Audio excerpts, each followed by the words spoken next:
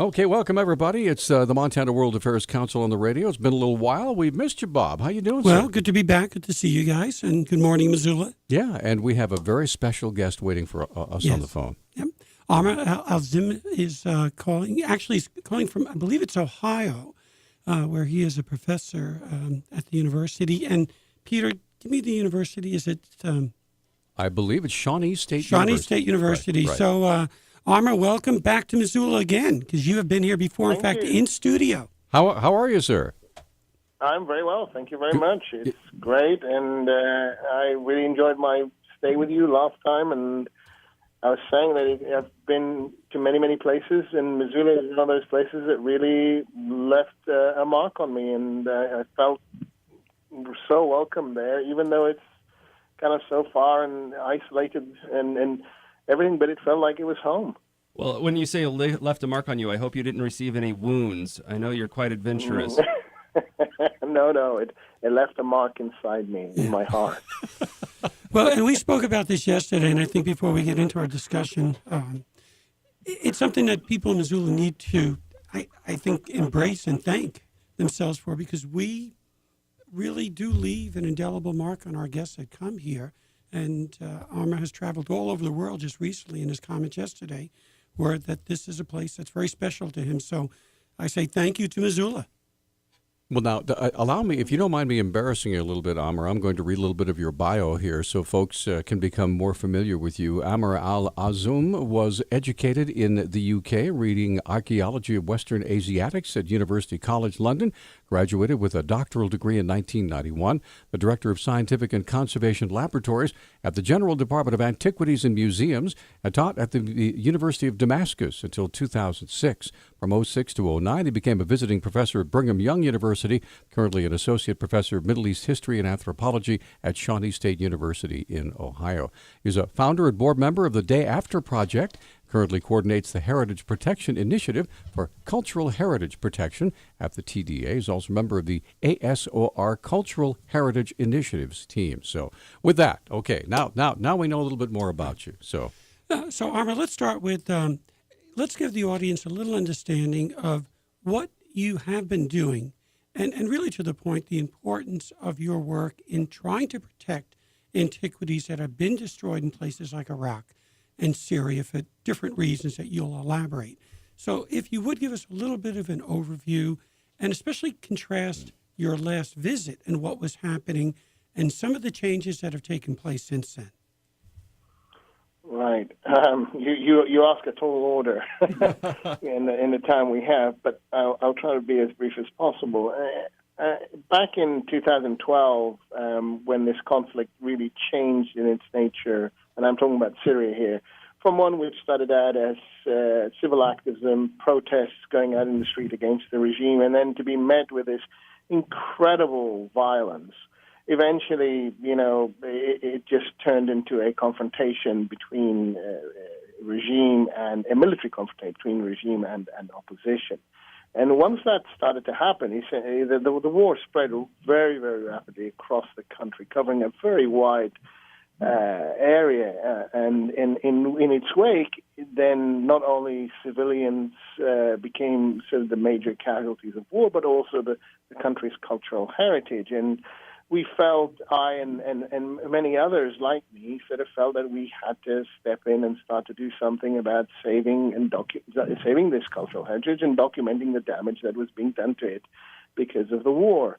The way I've been able to do this is to reach out and communicate and interact with my old colleagues, old students of mine that I knew back when I lived in Syria, and slowly help them get their resources and organize themselves to try and do this, documenting and protecting of the cultural heritage in their areas. And by areas here, specifically mean areas that are outside the control of the Syrian regime. There are the state institutions. So there's the DGAM, and that's the state institution. But the state institution, irrespective of what you think of it, is only able to operate in areas that the regime controls, and that is less than 30% of the country at the moment. So the remaining 70% of the country and the cultural heritage that is all over the country is basically without and he wants to take care of it. And it's fallen upon these non-state, what we refer to as non-state actors. These are local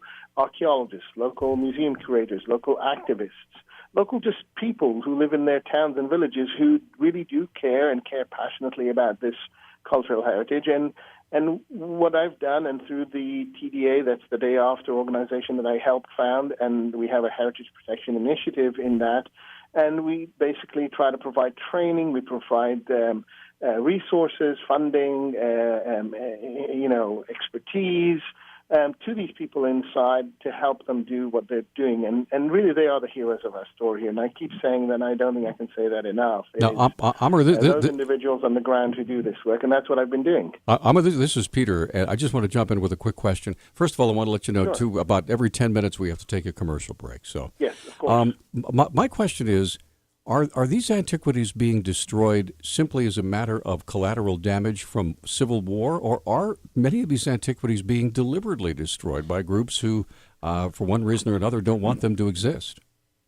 I mean, they're being destroyed for a variety of reasons, and some of them are being destroyed as collateral damage, as you pointed out. They just happen to get in the way. One of my museums was bombed twice, once in June 2015 and once as recently as May 2016, just a few months ago. They're hit and targeted because they happen to be on the front lines. This is just, as you pointed out, usually sort of as part of this, ongoing damage that's because of the war. But there's also the looting, and that is by far, for me, the most destructive. This is where people are going out there for a variety of different reasons, whether it's opportunistic, whether it's organized, whether it's criminal, and they're actually digging up these sites and looting them. And the process of looting is extremely destructive, especially in areas under the control of ISIS, where they bring in bulldozers, they bring in big diggers, and they just scoop up the earth and they get this stuff out. And it's in the areas under ISIS, it's become institutionalized. And then you have the third component, the third type, which is where you have deliberate destruction. And this is where you start going into the cultural heritage atrocity type of stuff, primarily, used and done by groups like ISIS, where they go in, they blow up a museum, they blow up a shrine, they blow up an archaeological site, like in Palmyra, they blew up the Temple of Bel. And but the purpose of these is not so much for religious; it's more to demonstrate their ability to act with impunity and the impotence of the international community. And with that, we're up against a break. So John has a question. We don't. Okay, we're going to come right back. Stay with us.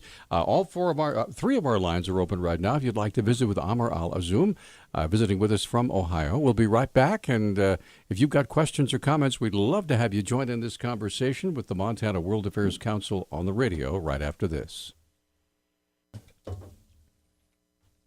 Hey, we're back on Talkback. 721-1290 is our number, 1-800-568-5309. The Montana World Affairs Council on the radio. Bob Seidenschwartz here in studio. Amr Al-Azoum joining us from Ohio. And we're just right in the middle of talking about what's happening in Syria with the destruction and the attempted preservation of the historic antiquities. So go ahead, Bob. Yeah, Amr, I had asked you off air, give the audience a sense of, these are ancient cultures in Iraq and Syria.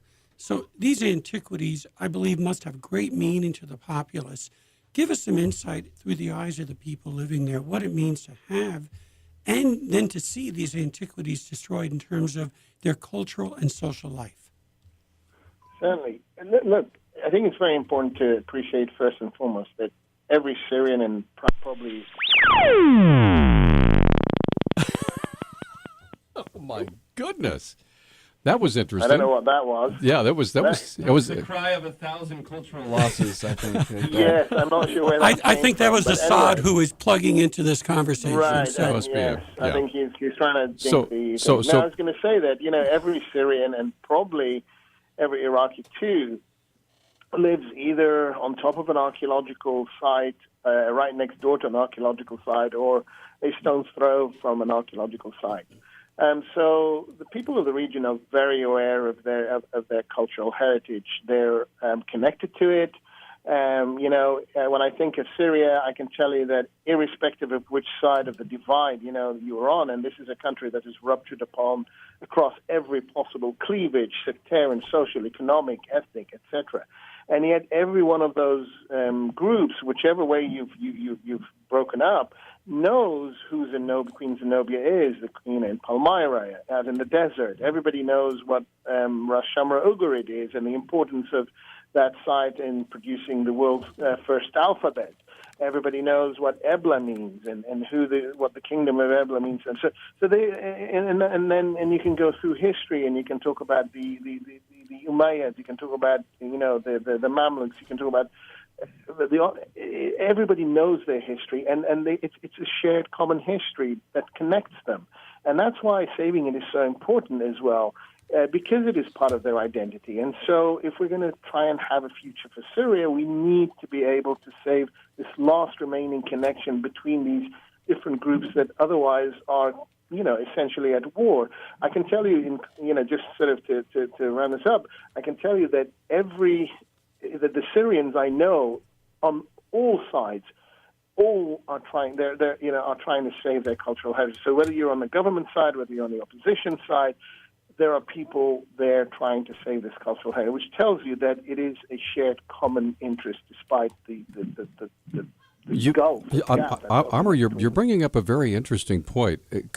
I realize there's very little for the opposing forces to agree on, but if that could be one thing, could that be a very narrow slice of cooperation between these opposing powers? Oh, absolutely. And in fact, this is why I'm so passionate about sort of trying to save this cultural heritage, because whilst there may be very little I can do about stopping the carnage now, but I also realize that this war is going to end one day, and when it does, Syrians are going to have to find these little connections, these common denominators, these little bridges that they can then reach across and try to communicate with each other. So if we're going to have post-conflict stabilization, if we're going to have post-conflict reconciliation, it is probably going to be through something like cultural heritage where, yes, we disagree on everything else, but, hey, we agree on this. So maybe we can start our conversation here and then sort of grow it out. So for me, saving Syria's past is about saving a future for the country, too. Is there something that America can do to help, or are we doing anything to help in this particular effort? We are. I mean, certainly. So, for example, a number of the mitigation projects that we have been carrying out inside Syria, that is sandbagging museums, that is, to protect their contents, providing training for the guys who are doing this kind of work, providing the monitoring of sites, etc. A lot of these have been paid for. Funds have been provided through, for example, ASOR, which you mentioned. That's the American School of Oriental Research, and that is funded by State Department. And we're not talking about big sums of money. We're talking about, a grant of $5,000 protects an entire museum.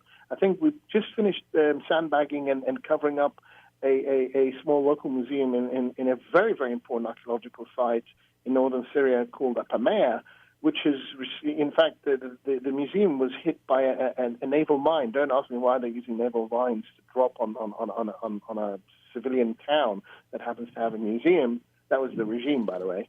But anyway, the museum got hit by this naval mine, and so we've managed to clear and repair the damage. But we've also then sandbagged and covered all the mosaics that are on display in this little museum. And the entire job was done for $6,500. That's how little it costs. We're not talking millions of dollars. We're not talking of this great burden on the taxpayer. Little tiny grants go a very long way to do this kind of work. Now, Amr, it seems to me like it's a very huge feat to protect these relics in Syria.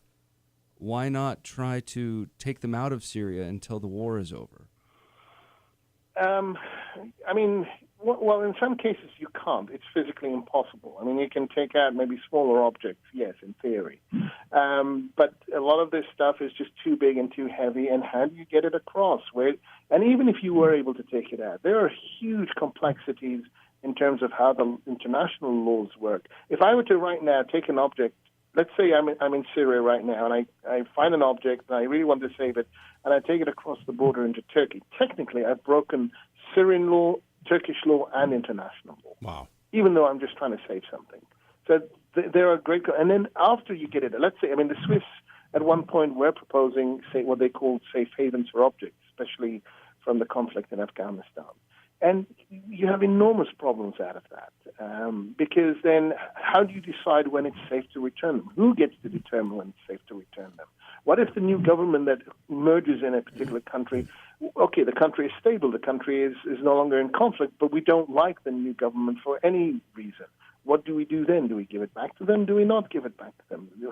Who gets to decide the legitimacy and ownership of these objects? So really the best and most ideal situation is to try and preserve objects and do everything we can to preserve things in situ. In the absence of that, well, then maybe we get them out. Okay, hang on. Go ahead, Bob. Ask your question, and we'll take a break.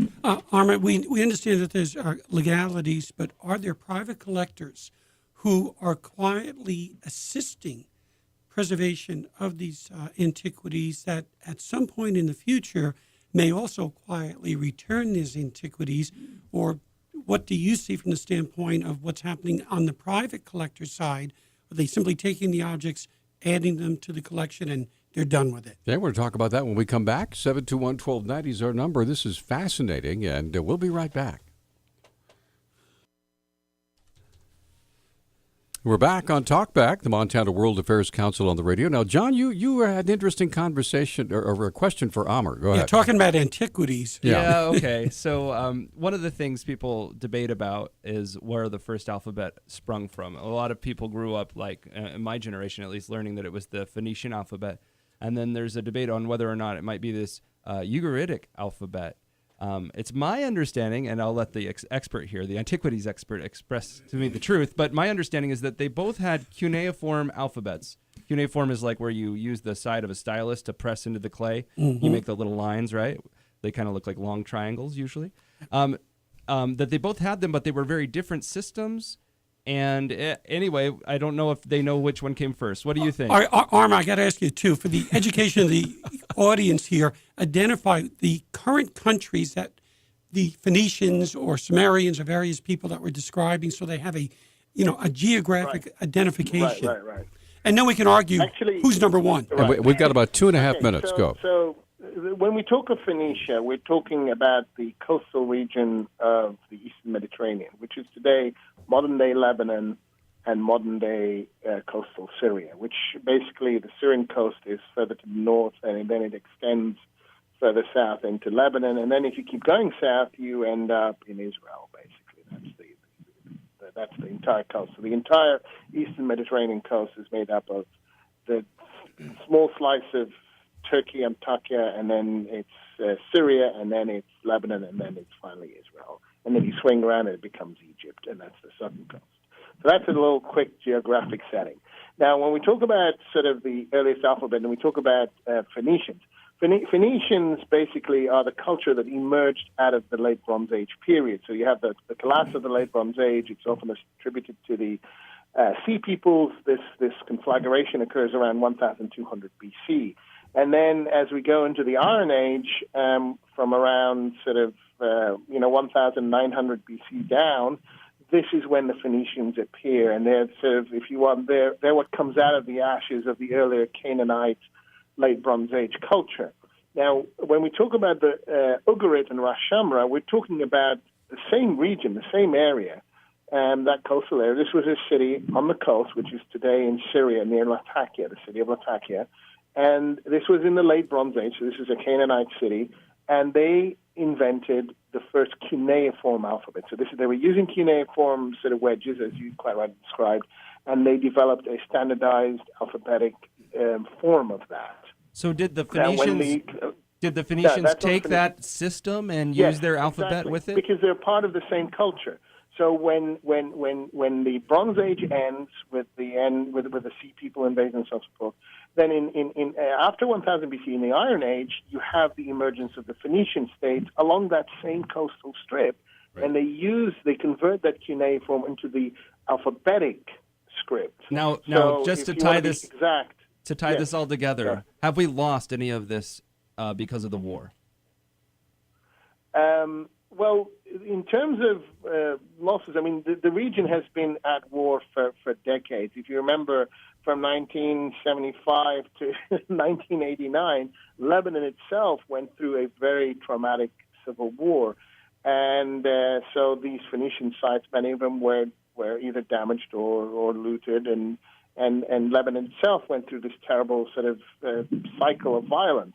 Now you have Syria. Now the coastal sites have not been that badly damaged. There's not been a lot of war on the coastal end, and the actual example of that first Ugaritic alphabetic script sits in the museum in Damascus, and that's safe.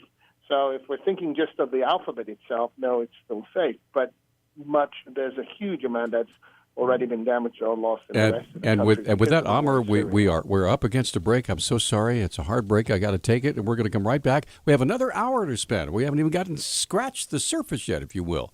And so we will continue. We'd love to have your phone calls and your comments on our Facebook page at 721-1290. We're coming right back with more of Talk Back right after this.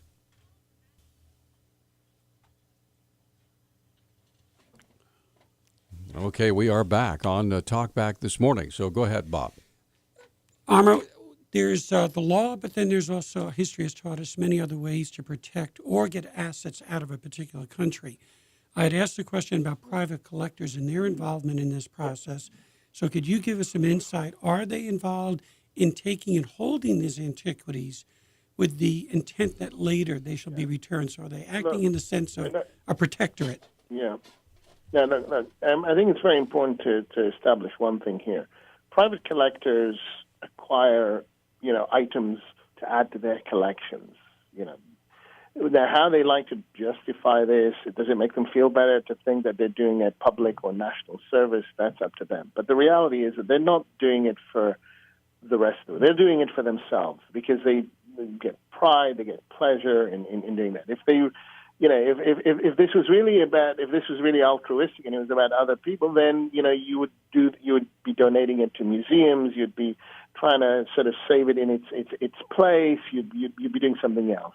When you buy an object and you put it in your own private collection, you're doing this for yourself. So I don't buy into this idea that somehow this is a public service in any way.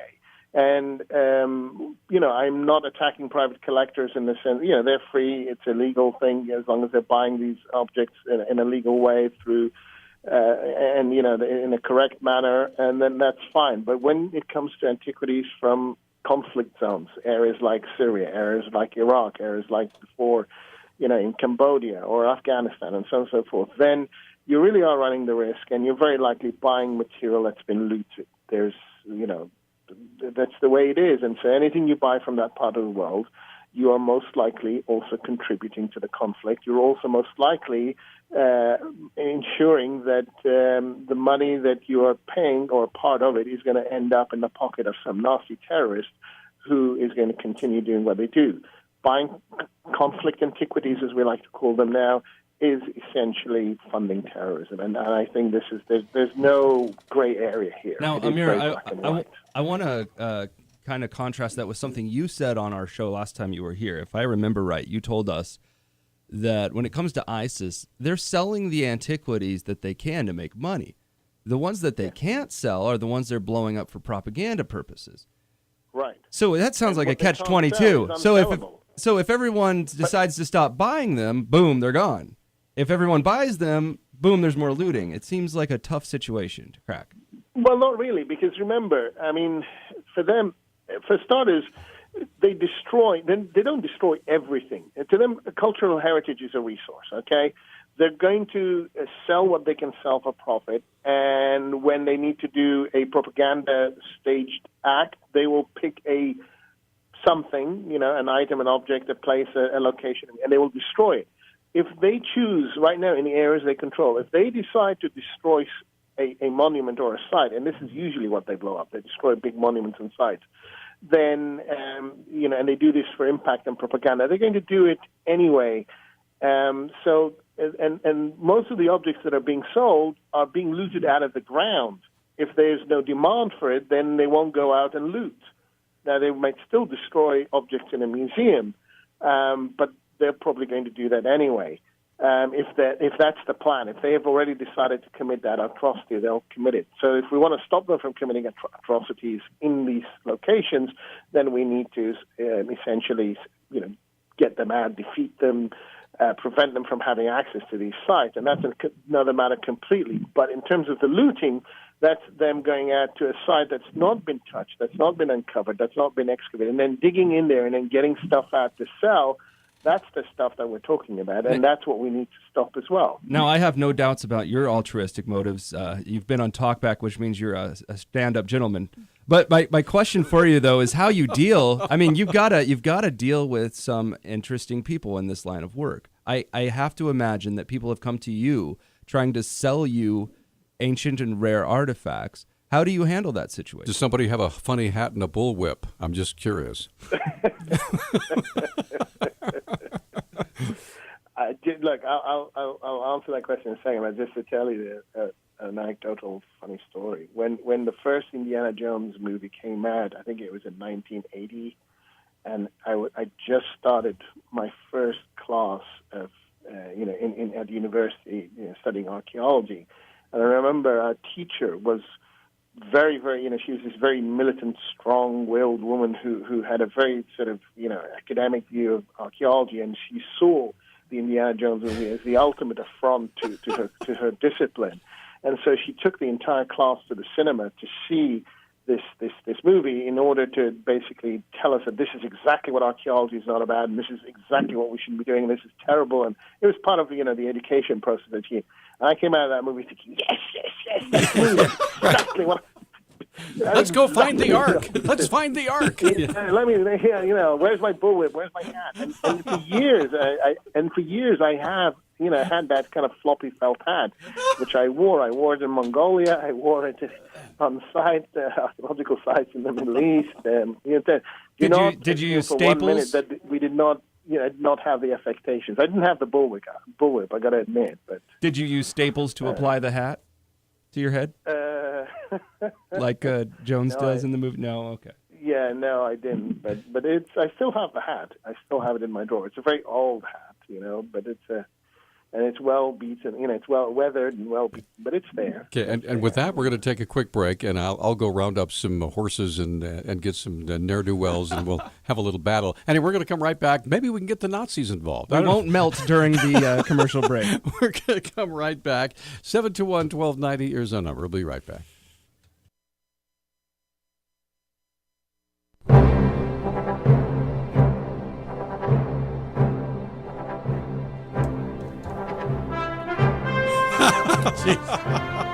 Got the theme going in the background there, Amr. There you go. So, all right, we feel right at home now. All right, so we all know just what we're talking about today. So go ahead, Bob. All right, shifting gears just a little bit here.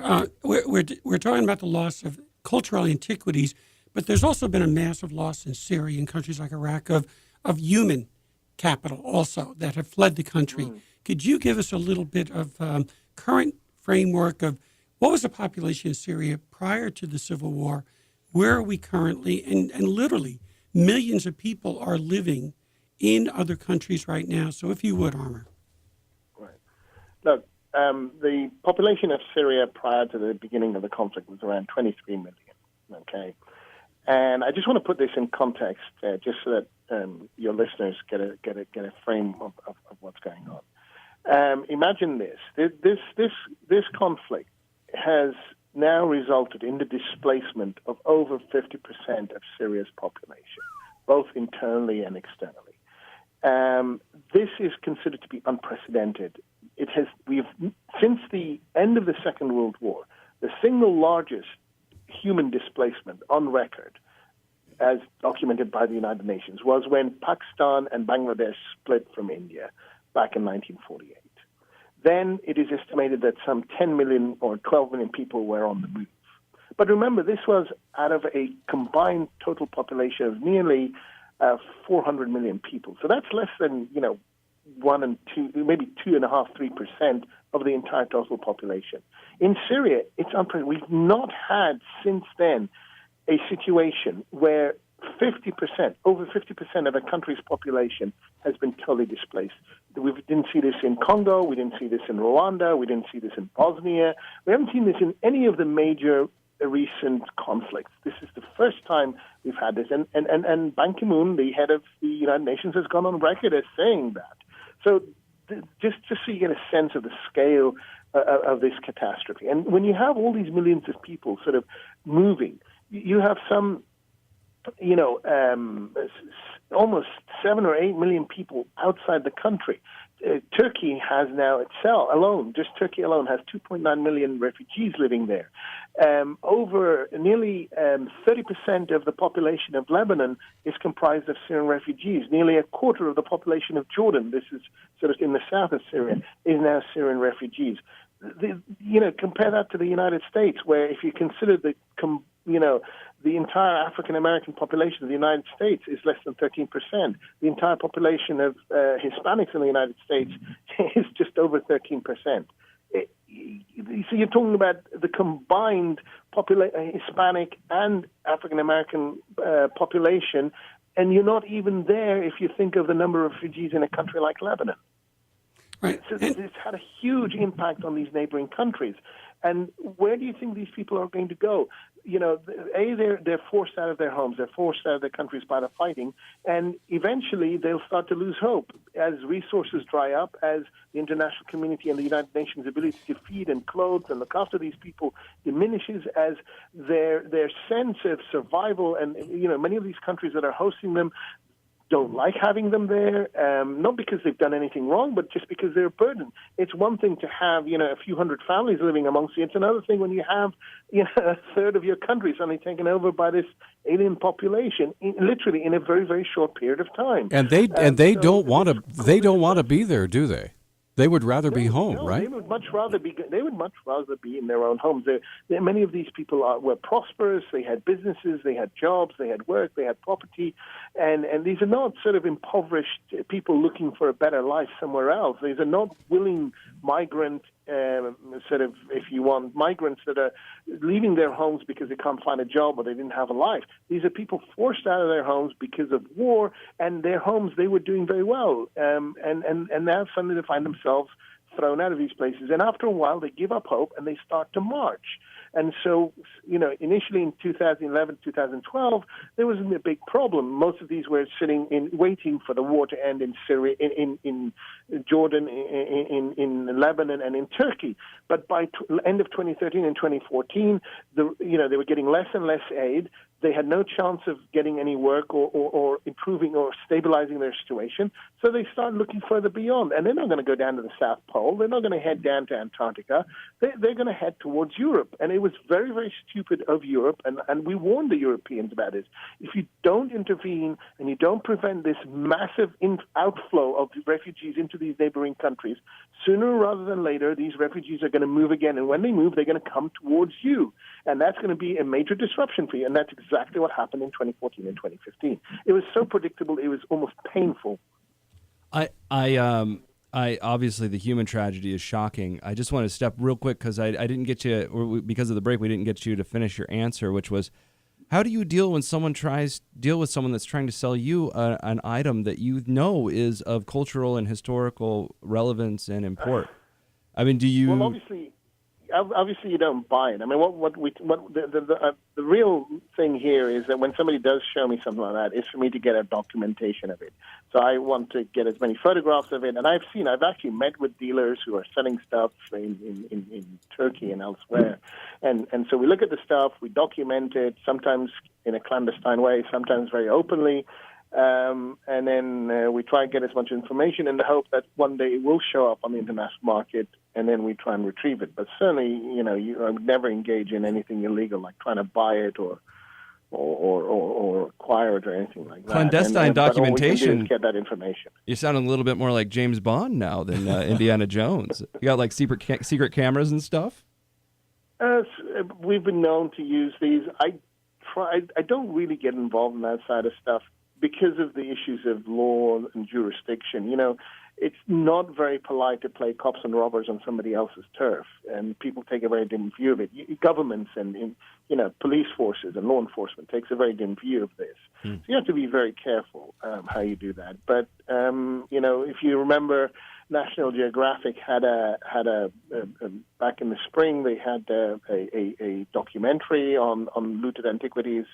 I certainly, helped with that, and in fact, I was one of the people they interviewed, and in there you saw them go after somebody who had some looted material, and they did the filming. Back, I think it was in 2015 as well, we did something for, I think it was NBC, and again with Clarissa Ward. And again, we got to see some stuff, and, but by and large, I try to avoid doing that kind of stuff simply because of the sensitivity. Sure. Bob, go ahead. We'll take a break. Yeah, when we come back from the break, I want to go back to the issue of the refugees. And in Europe and the United States, from a policy perspective, this is not the first time we've seen something like this, maybe on this scale. But I want to discuss, what do we seem to keep missing in terms of all the signals that are being given that it gets to such an extreme situation? So when we come back, we'll ask that question to our guest. And we do have all of our lines open, 3 lines open at 721-1290. We're coming right back.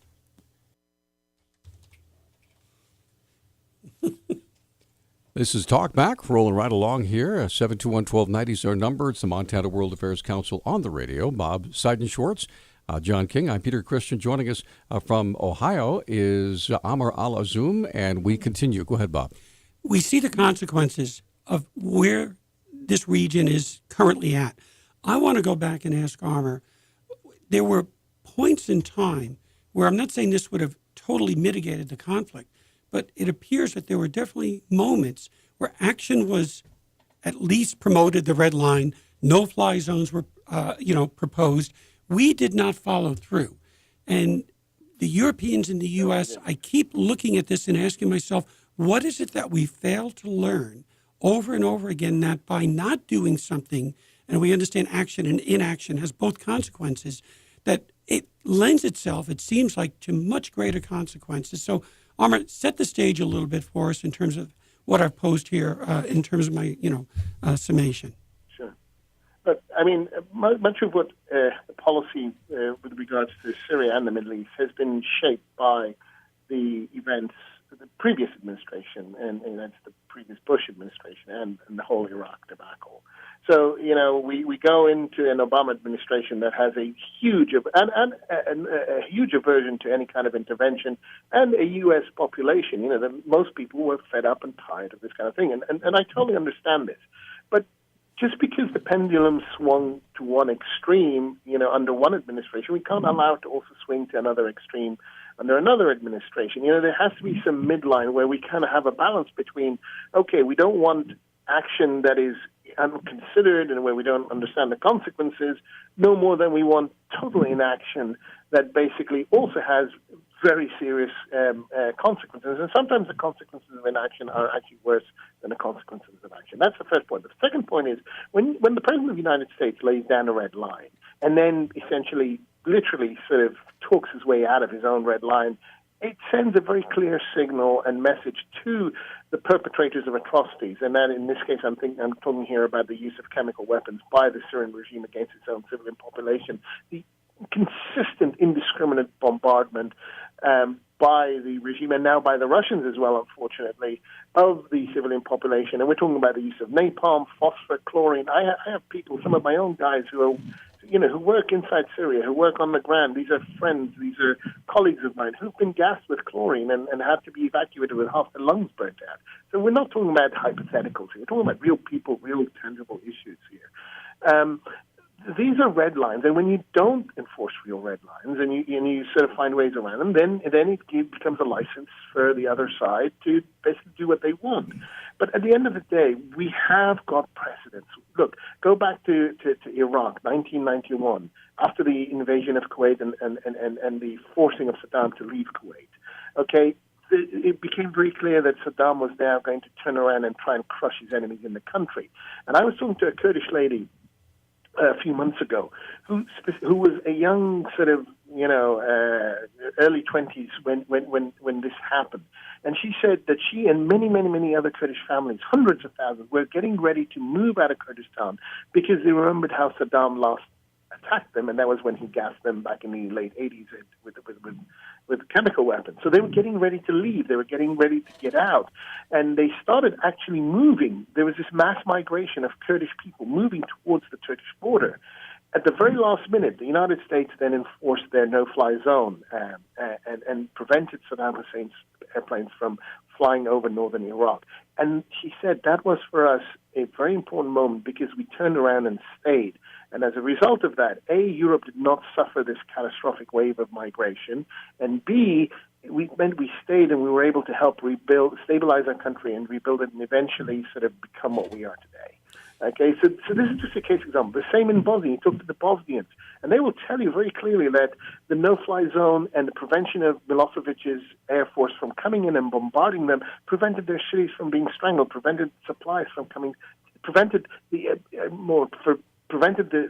Serbs from stopping supplies and starving the cities of Bosnia and doing untold damage. The same in Kosovo. So we do have these precedents, and they do work, and they have been shown to be very successful. And so enforcing something as simple as a no-fly zone really would have had a huge impact on the refugee issue. Most people who are now refugees are refugees because of the indiscriminate bombardment in Syria. They're not refugees because they're afraid of ISIS or they're afraid of the local militias. They adapt. People adapt and survive. They're afraid of the indiscriminate bombardment that is raining on them from the sky. And often this bombardment is punitive.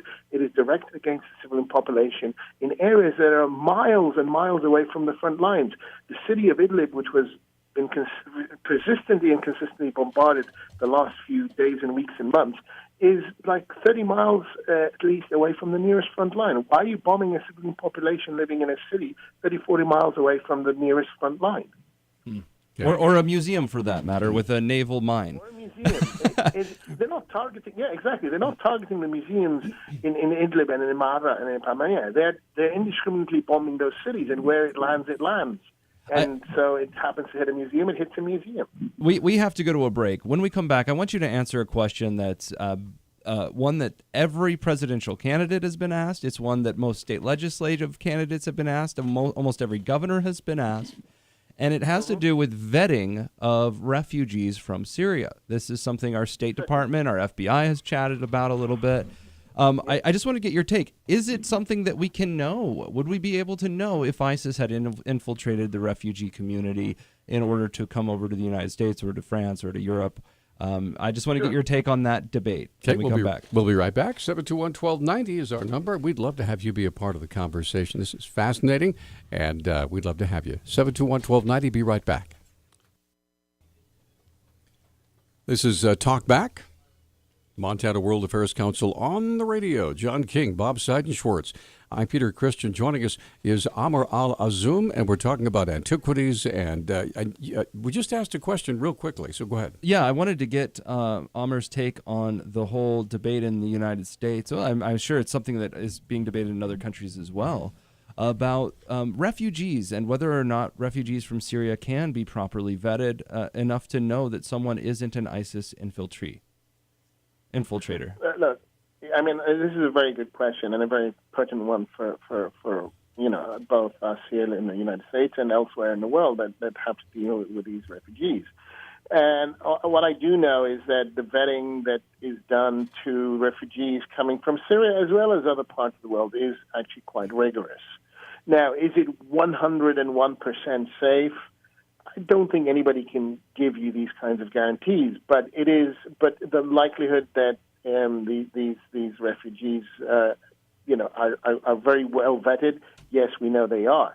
More importantly, I point out the fact that if you look at all the acts of terror committed by individuals in the United States or in Europe, I believe all bar one, I can't remember which one it was, they were all done by individuals who were not Syrian. They were all done, no Syrians were involved in these acts of terror. They were all done by people from other, parts of the area. They were either Algerian or Tunisian or sort of Afghani or, but they were not actually sort of, or Pakistani, but they were not actually Syrian. And that should tell us something in itself, that these individuals are. And most of these people are either citizens of these states, they're first generation or second generation. And to me, that's more about the failure of these countries to integrate, to deal with these populations that they have that they already have than necessarily to turn around and say, these Syrian refugees are going to be sort of ISIS moles and they're going to come and destroy us. Amr, and I think we need to shift that argument in that direction. Amr, let me ask you this. Let's say there's a Syrian family, all right, that is, as you described, well-educated, formerly prosperous, driven out of their homeland, want to come to America at least for a while until things settle down. What is the process now of vetting a family like that? How long does it take? Where does it take place? And how does the family retain the records so that they can be vetted if they're on the run? Right. Well, I'm no expert on this, so it's just my understanding is that many of these families are being vetted in the second host countries. So, if you want to say this, it'll be either when they are in Lebanon, or they're in Jordan, or they're in Turkey, and they get vetted. So they do they check up on who they are. They check to see if they have any contacts with any known terrorist organizations. They check also to see if they really are refugees, and they're not sort of somebody who just decided, hey, this is an opportunity for me to emigrate to another country and change my life, that these people do come from areas that have been damaged, that have been bombed, that have been destroyed, or that these people's lives are under threat because of activities that they've carried out against either, say, the regime or perhaps, say, against ISIS, for that matter, because that can also earn you a death sentence. Now, these are the standard procedures that we vet. I believe that are used to vet these individuals to see who they are and whether they've been involved in anything unsafe or unpleasant. And we do have fairly substantial files on some of the nastier actors that are involved in this. But it's not 100%, and that, Amr, is the issue for some people, which all it takes is one act, and all hell breaks loose in terms of the system and the breakdown, and we're depending on other countries to be able to do this. Now, Amr, I know you have to leave in a few minutes, but we've got a caller that has a quick question for you. Let's get. I'd love to take it. Patty, you're on with Amr Al Azum. Yeah. Go ahead. Yes. I met a woman from Syria in Dubai. She's a dentist, and she had 2 dental clinics in Syria, and she said that the Syrian people weren't rebelling against Assad, that somebody else was coming in from other countries. Now, it kind of makes you wonder why, because everything was actually pretty calm there. And she said that Syria was debt-free, didn't owe anyone any money. And the people were relatively happy. They, they weren't starving or anything. So you just wonder which country paid these people to go in and instigate problems against Assad. And then Assad was kind of stupid and started bombing his own people instead of going and sending in, police or undercover agents and finding out who these people were that were instigating this problem. And then one more thing, why didn't we get ISIS when they were just openly crossing the desert? And I'll hang up and hear your answer on the air. Thank you. Thanks, Patty. Sure. And I'm not surprised that you also heard that narrative. I mean, look, this is not a one-sided story. And yes, there are regime supporters, and they are out there, and they have their own story to tell. And they have their own vision and version of what things were like for them in Syria.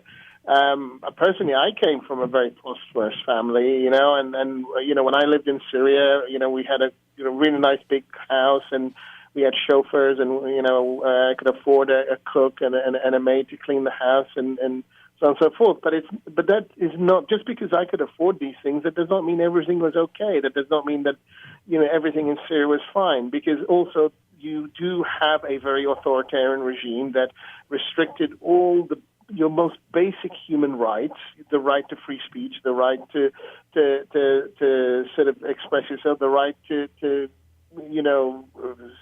right to teach what you want, all these basic freedoms that we take for granted. And that was going on before. That was going on before the big war, right? So it's not like he just accidentally, stupidly 1970 started bombing his people. The father of Bashar al-Assad, no democracy, no free elections, no free will, none of this. This was a police state in every sense and meaning of the word. Now, Amr, I know. Just because I had money. Sorry, go ahead. I was going to say. Go ahead. Finish your point. Right. So just because I had money and I was prosperous, it does not mean that the world was fine. Furthermore, Syria had been gradually the ability of people to survive and to live and to find work was actually declining. There was a huge mismatch between the haves and the have-nots. One of the things that this lady probably doesn't know, because she never went out into the countryside, is that in the south and in the east of the country, there were terrible droughts for several years that essentially destroyed people. It was turning into a dust bowl, if you think back into the 30s and the Great Depression. So yes, you're in a city, you're living in Dubai, everything's fine for you. So you see the world through rosy tinted glasses.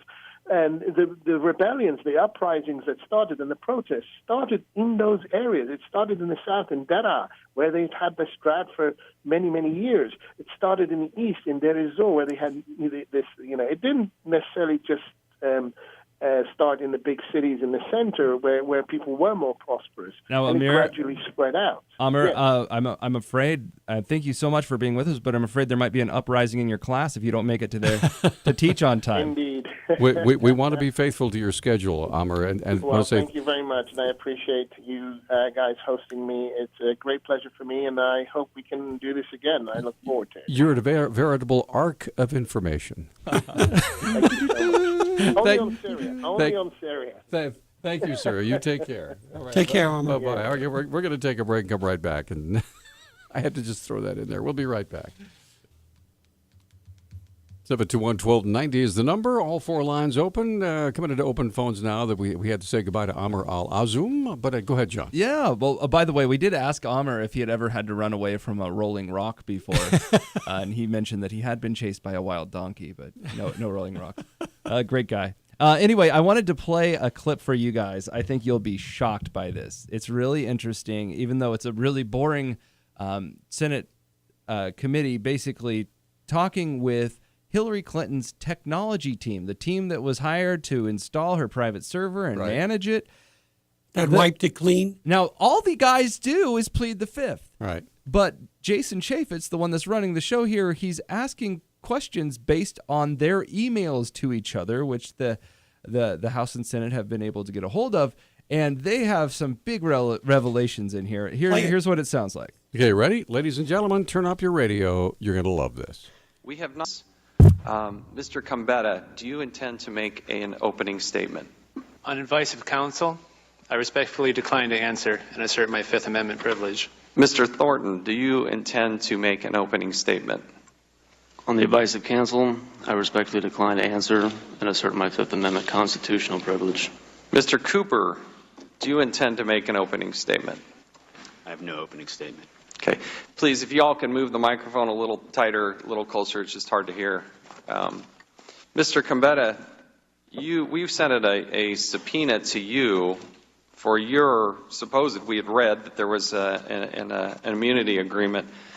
Mr. Gambetta, did you produce your immunity agreement this morning as required under the subpoena? On advice of counsel, I respectfully decline to answer and assert my Fifth Amendment privilege. Mr. Gambetta, a couple of questions. Senator Johnson last year released a portion of an August 19, 2015 internal communication between two Platte River Networks employees. Here's how it read. Quote, wondering how we can sneak an email in now after the fact, asking them, meaning them we read to be the Clinton Executive Services Corporation, when they told us to cut the backups and have them confirm it for our records, starting to think this whole thing is really covering up some shady, and there's an expletive there. I just think if we have it in writing that they told us to cut the backups, then we can go public with our statement saying we've had the backups since day one. Then we were told to trim to 30 days. It would make us look a whole lot better. As I understand it, you were one of the two employees assigned to PRN in the Clinton account. Did you send or receive this email? On advice of counsel, I respectfully decline to answer and assert my Fifth Amendment privilege. Mr. Gambetta, 2 days after that last email, you wrote on August 21st, 2015 to an employee of a third-party backup firm called Datto. This is what it said, quote, We are trying to tighten down every possible security angle on this customer. It occurs to us that anyone at PRN with access to the data partner portal, i.e. everyone here, could potentially access this device via remote web feature. Can we set up either two-factor authentication or move this device to a separate partner account or some other method to allow only who we permit on our end to access this device via the internet? End quote. If I understand the email correctly, every single employee at PRN could have accessed some of the most highly classified national security information that has ever been breached at the State Department. Can you prove that no other individuals accessed this data or even passed it on to someone else? On advice of counsel, I respectfully refuse to answer and assert my Fifth Amendment privilege. Well, one last one here. Mr. Combetta, you're an IT guy who's paid by the Clintons. Generally, IT guys don't erase their clients' emails unless they're told to do so. So who told you to delete the emails? On advice of counsel, I respectfully decline to answer and assert my Fifth Amendment privilege. So that's it, ladies and gentlemen, right there. Shady expletive. Okay, so go ahead, Bob. I just have a simple question. It's regardless of what, it's so obvious, people will still vote for Clinton, short of her, doing something that absolutely can't be ignored legally. It doesn't matter to most people out there that I've spoken to about this situation and many others. It's simple for them. If they don't elect Clinton, you get Trump. So regardless of the dastardly deeds of both, it's come down to the most ridiculous type of thinking here. Well, the other half of the country is thinking, yeah, if you don't elect Trump, you get Clinton. Right. So it doesn't seem to matter. You can play this all day long, John. It won't change somebody who's a Clinton supporter and their vote. Do you agree or disagree? We're going to get right back. Go ahead. I disagree, and you can see it in the polls.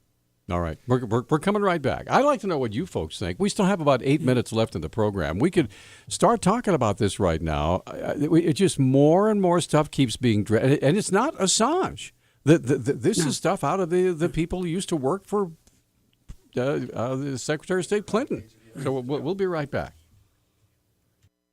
John on this. So the question we just brought up, let's say, if God forbid, if Mrs. Clinton gets really ill and is incapacitated and unable to campaign and unable to speak and raise money and all that, would people still vote for her? John and I just said we'd vote for her. Actually, if she's in a coma, we'll vote for her.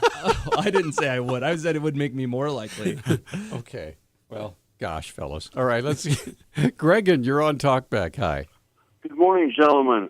One question. And I think this is baffling the whole world, is that what elects the president, the popular vote or the electoral college? Well, the electoral college is the final arbiter. If you don't win the electoral college, it doesn't matter if you have the popular vote. The electoral college decides the winner. Well, this shouldn't be crazy. We haven't used the popular vote to elect presidents forever. Well, ever. It's never been the way we've done it. My point is that the electoral college individuals should know more than the individual walking on the street. So saying that JQ public is still going to vote for Hillary even though she's 6 feet under, the electoral college should be a little bit smarter. Or they may already, some are saying the fix is in that they're already committed. That's true. So okay, well, thank you. Thanks, Greg. Appreciate the call. So they call that. So when you vote different than your electoral represented group, right? It's a process they call faithless elector. Really? And it has happened a few times where the public voted one way, and then the electoral college member decided on moral grounds or whatever to switch the vote to something else. Really? And so who gets to win in that behalf? Whoever respect? the electoral college person voted for. So they have the ultimate power. All right, Emmett, you're on Talkback. By the way, there's been about 157 of them in our history. What they call faithless electors. Okay, go ahead, Emmett. All right, thanks. Yeah, I have a question. I was listening on the news last night about this clip you played, which was fascinating. Was this guy the same one that was summoned to Congress and failed to appear? He skipped the hearing, and now there are warrants for his arrest. Is this the same one, or is it another player? I didn't hear I believe it's another player. Oh, okay. Would this other person who was summoned, to testify at Congress, would he be able to plead the Fifth as well? Everybody can plead the Fifth. Well, I don't know why he didn't show up and just plead the Fifth and say, "I'm sorry, under advice of counsel, I cannot answer these questions due to the Fifth Amendment." He should have just done that and showed up. I even heard something disturbing. And I think it was the radio news here, I could see why I wouldn't want to have my squirming face on the camera while they're asking me, reading my emails back to me. I can see why someone might not want to do that. Well, Emmett, the whole process of indicting someone who fails to show up, because you have to be indicted by the committee, and then it has to go before the House and the Senate, and then it has to be confirmed, and that could take forever. So anyway, go ahead. And also, I heard on the radio news, one of the bad actors who was involved in this email covered-up allegedly smashed some of Clinton's BlackBerries with a hammer to cover it up. That's been out there for some time, that news. What? That's been out there, Emmett, for some time in terms of something something physically destroying the servers. That is, yeah. And before we have to go, as far as people trying to vote for Clinton, even with all this going on, they're die-hard liberals. They're really for abortion rights, gay marriage. Liberalism to them is a religion. They'll fall on their sword and even vote for an absolute crook who should be in prison rather than give up liberalism. It means that much to them. That's basically why they're voting for Clinton, Well, could be. All right, thanks. Thanks for the call, Emmett. 721-1290 is our number, 1-800-568-5309. You know what's really interesting? I'm trying not to pay too much attention to all this because it just makes me ill. But Donald Trump, whoever is handling him now, is being much more calm, is being much more, if you will, statesmanlike. It's stagecraft, Peter. Yeah. He is still who he was prior to his metamorphosis that's taking place. Because if he didn't do this, any chance of him moving further up the polls, I believe personally wouldn't have happened. Okay, well, let's get Joe on the line. Joe, what's on your mind? Go ahead. Well, my question is how can any elected people that are take care, like Lois Lerner and them, how can they plead the Fifth? What gives them when they're the eyes of the public, or they're taking care of the public? Well, it's in the Constitution. You are allowed to not incriminate yourself if you choose not to do so. But that means that you have to take the Fifth every time. You can't just selectively do it. Oh, yeah. Well, it just how do you get to the bottom of anything when it's unjustly wrong? Well, you try them in court. You can indict based on the evidence. Yeah, when you testify before Congress, that's not a trial. That's just a hearing. Right. Yeah, and so if they suspect that you've committed a statutory crime, then you can be indicted, go to trial with a judge and a jury. And generally taking the Fifth on a consistent basis is not a good track to run on. No. For your own end game in terms of what the consequences may be. Right. Well, it's a really situational thing. I think if you can imagine yourself in this situation where what you might say might put you on death row, there's good reasons why we have the Fifth, being able to plead the Fifth in the United States. Yeah, but they're in charge of what we're trying to vote on. They're still citizens. Politics. They're still citizens protected with all the constitutional rights. We really need a legal expert to disseminate this because it's so bloody complicated. That's why American election system is so good at finding the most moral people in America so that we don't have to worry about this. And we are out of time. Katie, I'm sorry we can't get your call on, but we are 10 seconds left. So join us tomorrow for another exciting edition of Talkback. Have yourselves a great day and enjoy the sunshine.